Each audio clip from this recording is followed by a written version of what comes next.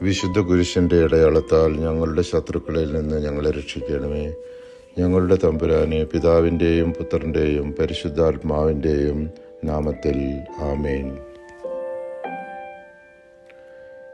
യേശുക്രിസ്തുവിനു വേണ്ടി യേശുക്രിസ്തുവിൽ ജീവിച്ച് നാം ഒരു പുതിയ സൃഷ്ടിയായി നിത്യരക്ഷ അവകാശമാക്കുമെന്ന് ഉറപ്പുതരുന്ന തിരുവചന ഭാഗമാണ് വിശുദ്ധ പൗലോസ് കൊറിന്ത്യക്കാർക്ക് എഴുതിയ 2-ാം ലേഖനം 5-ാം അധ്യായം 15-17 തിരുവചനങ്ങൾ. ജീവിക്കുന്നവർ ഇനിയും തങ്ങൾക്കു വേണ്ടി ജീവിക്കാതെ തങ്ങളെ പ്രതി മരിക്കുകയും ഉയർക്കുകയും ചെയ്തവനു വേണ്ടി ജീവിക്കേണ്ടതിനാണ് അവിടുന്ന് എല്ലാവർക്കും വേണ്ടി മരിച്ചത്. ക്രിസ്തുവിൽ ആയിരിക്കുന്നവൻ പുതിയ സൃഷ്ടിയാണ്.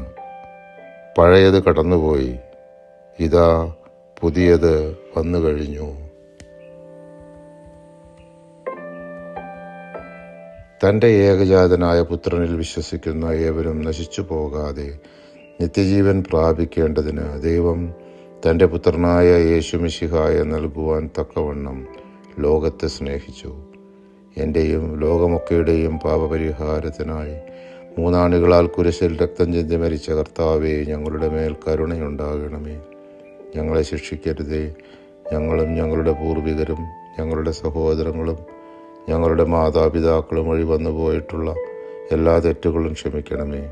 കടങ്ങൾ ഇളച്ചു തരണമേ. ഞങ്ങളെ അങ്ങയുടെ സ്വന്തമായി സ്വീകരിച്ച് അങ്ങേ അരൂപിയിലൂടെ നയിക്കുകയും ചെയ്യണമേ. ആമേൻ.